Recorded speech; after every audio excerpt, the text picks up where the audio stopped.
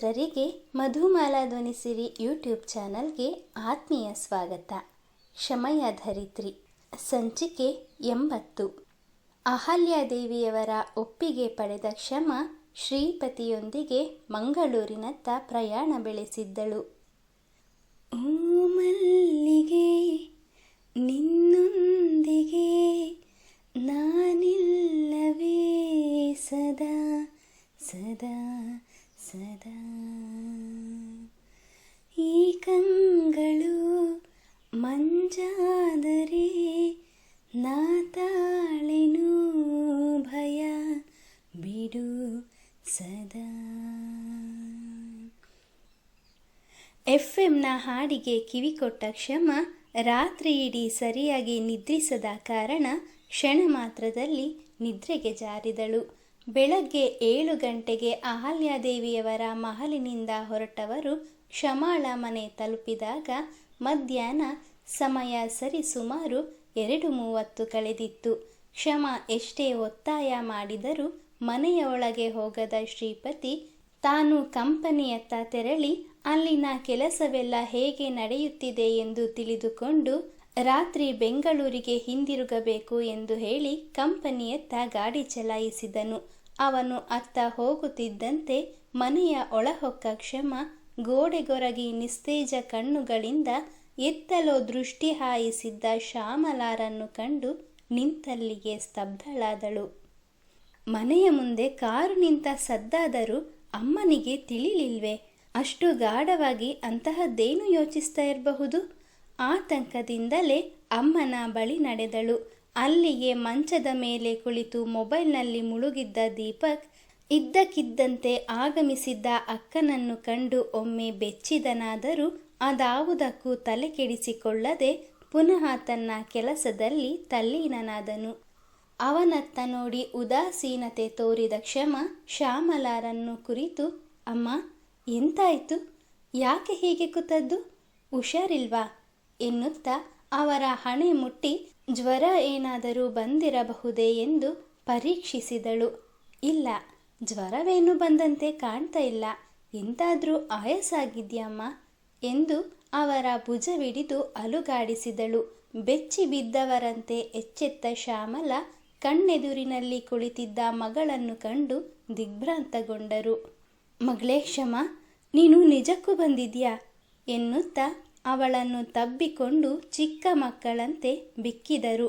ಅಪ್ಪ ತೀರಿಕೊಂಡಾಗ ಅಮ್ಮನಲ್ಲಿ ಇಷ್ಟು ದುಃಖವನ್ನು ಕಂಡಿದ್ದ ಕ್ಷಮ ಇಂದು ಅಮ್ಮ ಇಷ್ಟೊಂದು ರೋಧಿಸುತ್ತಿರುವುದಾದರೂ ಏಕೆ ಎಂಬ ಕಾರಣ ತಿಳಿಯದೆ, ಅಮ್ಮ ಎಂತಾಯಿತು? ಯಾಕೆ ಇಷ್ಟೊಂದು ಅಳ್ತಾ ಇದ್ದೀರಿ? ಏನು ಅಂತ ಹೇಳಬಾರ್ದಾ ಎಂದು ಅಮ್ಮನ ಕಣ್ಣೀರನ್ನು ಒರೆಸಿದಳು. ಕ್ಷಮ, ನೀನು ಇವತ್ತು ಕೂಡ ಬರ್ತೀಯೋ ಇಲ್ವೋ ಅಂತ ಬಹಳ ಹೆದರಿಕೊಂಡಿದ್ದೆ. ಎಲ್ಲ ವಿಷಯವನ್ನು ಹೇಳ್ತೀನಿ, ಮೊದಲು ಊಟ ಮಾಡು ಎಂದು ಕುಳಿತಲ್ಲಿಂದ ಮೇಲೇಳುತ್ತಿದ್ದವರ ಕೈ ಹಿಡಿದು ತಡೆದವಳು, ನನ್ನದು ಊಟ ಆಯಿತು. ಶ್ರೀಪತಿಯವರು ದಾರಿಯ ಮಧ್ಯದ ಹೋಟೆಲ್ ಒಂದರ ಬಳಿ ಗಾಡಿ ನಿಲ್ಲಿಸಿದ್ರು, ಅಲ್ಲಿಯೇ ಊಟ ಮಾಡಿಕೊಂಡು ಬಂದೆ ಎಂದಳು. ಶ್ರೀಪತಿ ಬಂದಿದ್ದಾರಾ? ಎಲ್ಲಿ? ಶ್ಯಾಮಲ ಸುತ್ತಲೂ ಕಣ್ಣಾಯಿಸಿದರು. ಇಲ್ಲ ಅಮ್ಮ, ಅವರು ಆಗಿಂದಾಗೆ ಹೊರಟು ಬಿಟ್ರು. ಮನೆ ಮುಂದೆ ಕಾರು ನಿಂತ ಶಬ್ದವಾದರೂ ಕೇಳಿಸದಷ್ಟು ಎಂತ ಯೋಚನೆ ಮಾಡ್ತಾ ಇದ್ರಿ? ಅಂದಹಾಗೆ ನಿಮ್ಮ ಮೊಬೈಲ್ ಎಲ್ಲಿ ಹೋಯಿತು? ನಾನು ನಿನ್ನೆ ಬೆಳಗ್ಗಿನಿಂದ ನಿಮಗೆ ಕಾಲ್ ಟ್ರೈ ಮಾಡ್ತಾನೇ ಇದ್ದೇನೆ, ಸ್ವಿಚ್ ಆಫ್ ಅಂತಲೇ ಬರ್ತಾ ಉಂಟು. ಯಾಕೆ, ಮನೆಯಲ್ಲಿ ಕರೆಂಟ್ ಇಲ್ಲವಾ ಎಂದು ಸ್ವಿಚ್ ಬೋರ್ಡ್ನ ಗುಂಡಿ ಒತ್ತಿದಳು. ವಿದ್ಯುತ್ ದೀಪದಿಂದ ಮನೆಯ ತುಂಬೆಲ್ಲ ಬೆಳಕು ಹರಡಿದಾಗ, ಅರೆ ಕರೆಂಟ್ ಉಂಟಲ್ಲ, ಹೋ ಈಗ ಸರಿ ಮಾಡಿದ್ರಾ ಎಂದು ಅವಳಷ್ಟಕ್ಕೆ ಅವಳು ಮಾತನಾಡುತ್ತಿದ್ದರೂ ಶ್ಯಾಮಲಾರಾಗಲಿ ಮಂಚದ ಮೇಲೆ ಕುಳಿತು ಮೊಬೈಲ್ನಲ್ಲಿ ಮುಳುಗಿದ್ದ ದೀಪಕ್ ಆಗಲಿ ಏನೊಂದು ಮಾತನಾಡಲಿಲ್ಲ. ಅಮ್ಮ ಎಂತಾಯಿತು? ನೀವು ಬಾಯಿ ಬಿಟ್ಟು ಹೇಳಿದರೆ ತಾನೇ ಗೊತ್ತಾಗ್ತದೆ. ನಿಮ್ಮ ಮೊಬೈಲ್ ಎಲ್ಲಿಟ್ಟಿದ್ದೀರಿ ಎನ್ನುತ್ತಿದ್ದವಳ ದೃಷ್ಟಿ ದೀಪಕ್ನತ್ತ ಹೊರಳಿತು. ದೀಪಕ್ ಕೈಯಲ್ಲಿ ಹಿಡಿದಿದ್ದ ಮೊಬೈಲನ್ನು ಕಂಡು ಕೋಪಗೊಂಡ ಕ್ಷಮ ಅವನತ್ತ ತೆರಳಿದವಳು, ದೀಪು, ಇನ್ನೂ ನಿನಗೆ ಮೊಬೈಲ್ ಹುಚ್ಚು ಹೋಗಲಿಲ್ವಾ? ಆಗ ಅಮೃತ ಮನೆಯಲ್ಲಿದ್ದಾಗ ಅವಳ ಮೊಬೈಲ್ ತೆಗೆದುಕೊಂಡು ಆಡುತ್ತಾ ಕೂತ್ಕೊಂಡಿರ್ತಿದ್ದೆ. ಈಗ ಅಮ್ಮನಿಗೆ ತಂದು ಕೊಟ್ಟಿರುವ ಮೊಬೈಲನ್ನು ಬಿಡುವುದಿಲ್ಲ ಅಂತೀಯಲ್ಲ? ಮೊಬೈಲ್ ಯೂಸ್ ಮಾಡಿ ಸ್ವಿಚ್ ಆಫ್ ಆದರೆ ಅದನ್ನು ಚಾರ್ಜಿಗೆ ಹಾಕಬೇಕು ಅನ್ನುವಷ್ಟು ಪರಿಜ್ಞಾನ ಇಲ್ಲದ ಮೇಲೆ ಅದನ್ನೆಂತಕ್ಕೆ ಮುಟ್ಟಬೇಕು ಎಂದು ರೇಗುತ್ತಲೇ ಇದ್ದಳು. ಅಷ್ಟರವರೆಗೂ ಅವಳ ಮಾತುಗಳನ್ನು ನಿಶ್ಶಬ್ದವಾಗಿ ಕುಳಿತು ಕೇಳಿಸಿಕೊಳ್ಳುತ್ತಿದ್ದ ದೀಪಕ್ ಮೈ ಮೇಲೆ ದೆವ್ವ ಹಿಡಿದವರಂತೆ ಎದ್ದು ನಿಂತವನು, ನಿನ್ನ ಡಬ್ಬ ಮೊಬೈಲ್ ನನಗೆಂತಕ್ಕೆ? ಇದು ನನ್ನ ಮೊಬೈಲ್, ನಿನ್ನದಲ್ಲ. ನೀನು ಅಮ್ಮನಿಗೆ ಕೊಟ್ಟಿರುವುದನ್ನು ನಿನಗೆ ಕೊಡ್ತೇನೆ, ತಗೋ ಎಂದು ಕಿಸೆಯೊಳಗೆ ಭದ್ರವಾಗಿರಿಸಿದ್ದ ಶ್ಯಾಮಲಾರ ಮೊಬೈಲನ್ನು ಅವಳ ಕೈ ಮೇಲೆ ಕುಕ್ಕರಿಸಿದನು. ಅಷ್ಟರವರೆಗೂ ಮೊಬೈಲಿನ ವಿಷಯವಾಗಿ ಅವನನ್ನು ಸರಿಯಾಗಿ ಗಮನಿಸದೆ ಒಂದೇ ಸಮನೆ ಮಾತನಾಡುತ್ತಿದ್ದ ಕ್ಷಮ ಅವನ ಕೈಯಲ್ಲಿ ಹಿಡಿದಿದ್ದ ದುಬಾರಿ ಬೆಲೆಯ ಮೊಬೈಲ್, ಅವನ ವೇಷಭೂಷಣ ಎಲ್ಲವನ್ನೂ ಸೂಕ್ಷ್ಮವಾಗಿ ಗಮನಿಸಿ ಒಂದು ಕ್ಷಣ ಸ್ತಂಭೀಭೂತಳಾಗಿ ನಿಂತಳು. ದೀಪು, ಯಾರದ್ದೋ ಇದು ಮೊಬೈಲ್? ಇದನ್ನು ನೋಡ್ತಾ ಇದ್ರೆ ಕಡಿಮೆ ಅಂದರೂ 30,000ಗಳಿಗಿಂತ ಹೆಚ್ಚಿನ ಬೆಲೆಯುಳ್ಳದ್ದು ಅನ್ನಿಸ್ತಾ ಉಂಟು. ಇದು ನಿನ್ನ ಕೈಯಲ್ಲಿ ಹೇಗೆ ಬಂತು? ಸ್ನೇಹಿತರ ಬಳಿ ತೆಗೆದುಕೊಂಡಿದ್ರೆ ಈಗಲೇ ಕೊಟ್ಟು ಬಾ. ಹಾಳಾದರೆ ಅದನ್ನು ಸರಿ ಮಾಡಿಸ್ಲಿಕ್ಕೂ ಅಷ್ಟೇ ಹಣ ಬೇಕಾಗ್ತದೆ.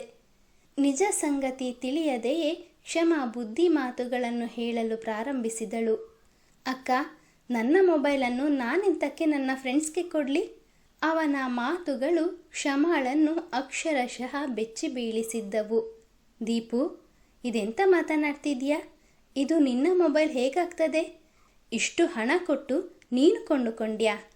ಇಷ್ಟು ದಿನ ಪುಂಡರ ಸಹವಾಸ ಮಾಡಿ ಹೊರಗೆ ತಿರುಗಲಿಕ್ಕೆ ಹೋಗ್ತಾ ಇದ್ದವನು ಮನೆಗೆ ತಡವಾಗಿ ಬರ್ತಿದ್ದೆ. ಒಮ್ಮೊಮ್ಮೆ ಸೋಂಬೇರಿಯಾಗೆ ಮನೆಯಲ್ಲಿಯೇ ಕುಳಿತು ಬಿಡ್ತಾ ಇದ್ದೆ. ಇವತ್ತು ಸುಳ್ಳು ಹೇಳೋದಕ್ಕೂ ಪ್ರಾರಂಭ ಮಾಡಿಬಿಟ್ಯಾ? ಕ್ರೋಧೋನ್ಮತ್ತಳಾಗಿದ್ದ ಕ್ಷಮಾಳಿಗೆ ತಮ್ಮನ ಅವಿವೇಕಿತನವನ್ನು ಸಹಿಸಲಾಗಲಿಲ್ಲ.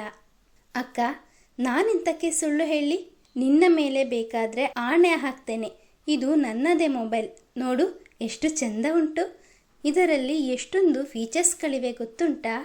ದೀಪಕ್ ಅವಳು ಬೈಯುತ್ತಿರುವುದಕ್ಕೂ ತನಗೂ ಸಂಬಂಧವೇ ಇಲ್ಲವೆಂಬಂತೆ ಮಾತನಾಡಲಾರಂಭಿಸಿದನು.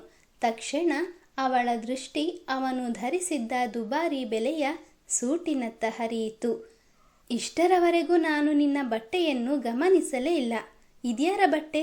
ನಿನ್ನ ಬಳಿ ಇಷ್ಟು ದುಬಾರಿ ಬೆಲೆಯ ಬಟ್ಟೆ ಇರಲಿಲ್ಲವಲ್ಲ. ಮನೆಯಲ್ಲಿ ಸೂಟ್ ಧರಿಸುವ ಅವಶ್ಯಕತೆ ಆದರೂ ಎಂತ ಇದೆ? ಇದನ್ನು ಕೂಡ ನೀನೇ ಹೊಸದಾಗಿ ಕೊಂಡುಕೊಂಡ್ಯೋ ಹೇಗೆ? ಅನುಮಾನದಿಂದ ಪ್ರಶ್ನಿಸಿದಳು. ನಿನ್ನ ಊಹೆ ಸರಿಯಾಗಿದೆ ಅಕ್ಕ. ಇಷ್ಟು ದುಬಾರಿ ಬೆಲೆಯ ಮೊಬೈಲ್ ಹಿಡಿಯುವವನು 100 ರೂಪಾಯಿಯ ಟೀ ಶರ್ಟ್ ಚಡ್ಡಿ ಧರಿಸಿದರೆ ನೋಡುವವರು ಏನಂದುಕೊಳ್ತಾರೆ? ಇದೇ ತರಹದ 10 ಜೊತೆ ಸೂಟುಗಳನ್ನು ಖರೀದಿಸಿದ್ದೀನಿ. ಒಂದೊಂದಕ್ಕೂ 5,000ಗಳಿಗಿಂತಲೂ ಹೆಚ್ಚು ಬೆಲೆ.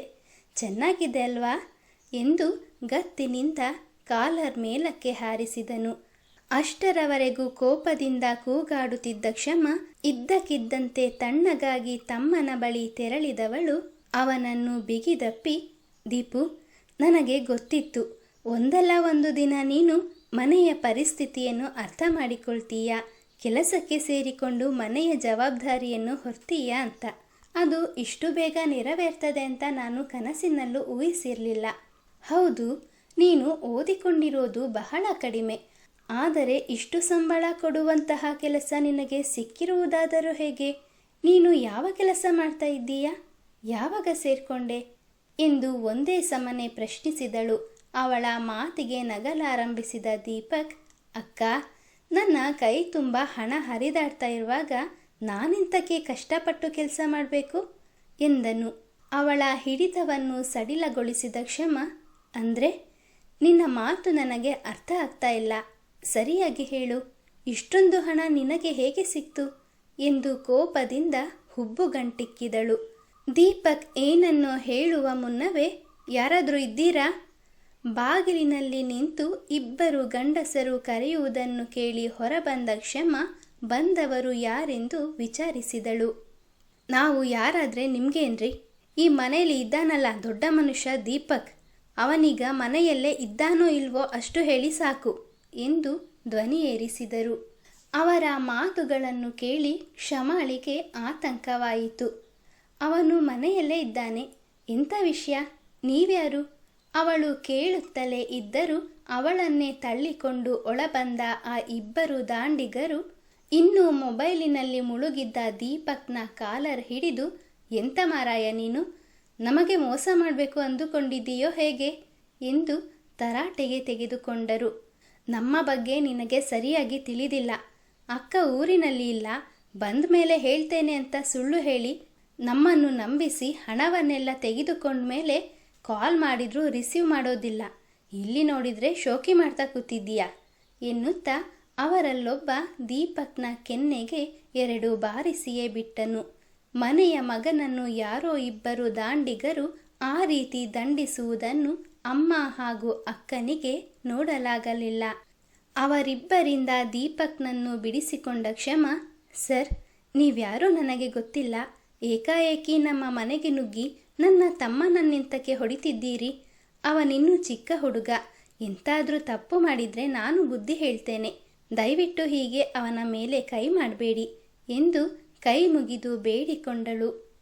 ಅವಳ ಮಾತಿಗೆ ಬೆಲೆ ಕೊಟ್ಟು ಹಿಂದೆ ಸರಿದ ಅವರಿಬ್ಬರು, ಇವನ ಅಕ್ಕ ನೀವೇ ತಾನೇ ಎಂದು ತಿಳಿದು ಪ್ರಶ್ನಿಸಿದರು. ಹೌದು, ನಾನೇ. ಇಂಥ ವಿಷಯ? ಕ್ಷಮ ಗಾಬರಿಯಿಂದಲೇ ಪ್ರಶ್ನಿಸಿದಳು. ನಿಮ್ಮನ್ನು ನೋಡಿದಾಗಲೇ ಅವನ ಅಕ್ಕ ನೀವೇ ಇರಬೇಕು ಅಂತ ಊಹಿಸಿದ್ವಿ. ಇವನನ್ನು ಚಿಕ್ಕ ಹುಡುಗ, ಏನೂ ತಿಳಿದಿಲ್ಲ ಅಂತ ನೀವು ತಪ್ಪು ತಿಳಿದುಕೊಂಡಿದ್ದೀರಿ. ಚಿಕ್ಕ ಹುಡುಗನಿಗೆ ಮನೆ ಮಾರಲಿಕ್ಕೂ ಗೊತ್ತಿದೆ, ಹಣ ತೆಗೆದುಕೊಳ್ಳಿಕ್ಕೂ ಗೊತ್ತಿದೆ. ಆದರೆ ಮಾತು ಕೊಟ್ಟಂತೆ ಮನೆಯನ್ನು ಬಿಟ್ಟು ಕೊಡಬೇಕು ಅನ್ನೋದು ಮಾತ್ರ ತಿಳಿದಿಲ್ಲ ಎಂದು ದೀಪಕ್ನನ್ನೇ ದುರುಗುಟ್ಟಿಕೊಂಡು ನೋಡಿದರು. ದಾಂಡಿಗರಿಂದ ಏಟು ತಿಂದು ನೋವು ಅನುಭವಿಸುತ್ತಿದ್ದ ದೀಪಕ್ ಸುಮ್ಮನೆ ಕೆನ್ನೆ ಮುಟ್ಟಿಕೊಳ್ಳುತ್ತಿದ್ದನೇ ಹೊರತು ಏನೂ ಮಾತನಾಡಲಿಲ್ಲ. ಅವರ ಮಾತುಗಳು ಅರ್ಥವಾಗದ ಕ್ಷಮ ಅಮ್ಮನ ಮುಖ ದಿಟ್ಟಿಸಿದಳು. ಶ್ಯಾಮಲಾರ ಮುಖದಲ್ಲಿ ಯಾವ ಭಾವನೆಗಳು ಇದ್ದಂತಿರಲಿಲ್ಲ. ಆದರೆ ತಪ್ಪಿತಸ್ಥರಂತೆ ನಿರ್ಭಾವುಕರಾಗಿ ಗೋಡೆಯನ್ನೊರಗಿ ನಿಂತದ್ದೇಕೆ ಎಂಬುದು ಕ್ಷಮಾಳಿಗೂ ತಿಳಿಯಲಿಲ್ಲ. ಕ್ಷಮಾಳ ಬದುಕಿನಲ್ಲಿ ಮಗದೊಮ್ಮೆ ಊಹಿಸಲಾಗದ ತಿರುವು. ನಿರೀಕ್ಷಿಸಿ ಮುಂದಿನ ಸಂಚಿಕೆಯಲ್ಲಿ. ಮಿತ್ರರೇ, ಕಥೆಯ ಬಗ್ಗೆ ನಿಮ್ಮ ಅನಿಸಿಕೆ ಅಭಿಪ್ರಾಯಗಳನ್ನು ಕಮೆಂಟ್ನ ಮೂಲಕ ಹಂಚಿಕೊಳ್ಳಿ. ಹಾಗೆ ನೀವಿನ್ನೂ ನಮ್ಮ ಚಾನಲನ್ನು ಹೊಸದಾಗಿ ನೋಡ್ತಾ ಇದ್ದೀರಾ ಅಂದರೆ ಸಬ್ಸ್ಕ್ರೈಬ್ ಮಾಡಿಕೊಂಡು ನಮ್ಮನ್ನು ಪ್ರೋತ್ಸಾಹಿಸಿ. ಮುಂದಿನ ಸಂಚಿಕೆಯಲ್ಲಿ ಮತ್ತೆ ಸಿಗೋಣ. ಧನ್ಯವಾದಗಳು.